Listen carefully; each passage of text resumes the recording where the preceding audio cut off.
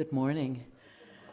So by the time I was able to turn my attention to picking a reading, I went and I looked at the title of Randy's talk online, and I couldn't tell what the topic was from the title, and I missed Prodigal Part 1, so it was too late to call to be in contact, and so I just looked up.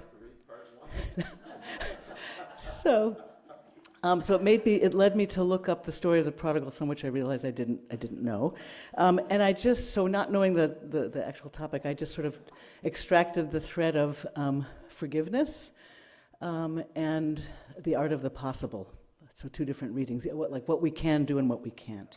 So this first one is by Karyn Kedar, and it's just a short reading called "Forgiveness is Not an Emotion." Forgiveness leads to the restoration of what we have lost. It is unfortunate that when speaking of forgiveness, so much of the focus is on the person who has offended you. It's as if to forgive is to redeem the soul of another, to somehow accept his or her behavior, to move on and forget. What if the offender does not change? What if the offender has passed away and reconciliation is not possible? What if the other is no longer a part of your life, yet what remains from your encounter with that person still lingers in your soul? If our focus is on the offender, then our chance to redeem what we have lost may slip away from us. We simply have too much to lose. The stakes are high. With every insult and with every assault, we lose trust and faith and our belief that life could be different. We lose our innocence, the belief that life is essentially good and fair. So much of forgiveness is about finding what was lost, about restoring the wholeness that we once had. It is a coming to terms with the story of our life. Forgiveness does not spontaneously bubble forth, erasing all evil and wounds. It involves intention, purpose, vision.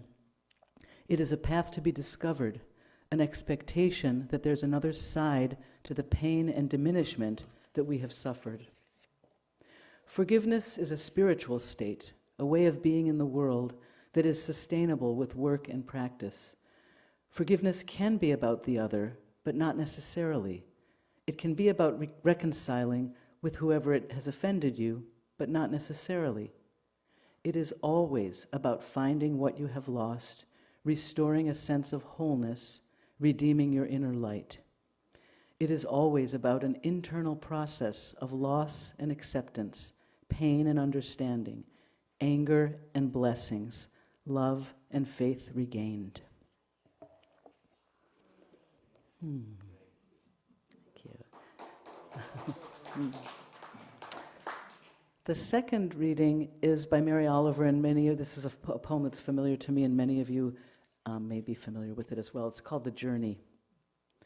One day you finally knew what you had to do and began. Though the voices around you kept shouting their bad advice, though the whole house began to tremble and you felt the old tug at your ankles. "Mend my life," each voice cried. But you didn't stop. You knew what you had to do, though the wind pried with its stiff fingers at the very foundations, though their melancholy was terrible. It was already late enough and a wild night and the road full of fallen branches and stones.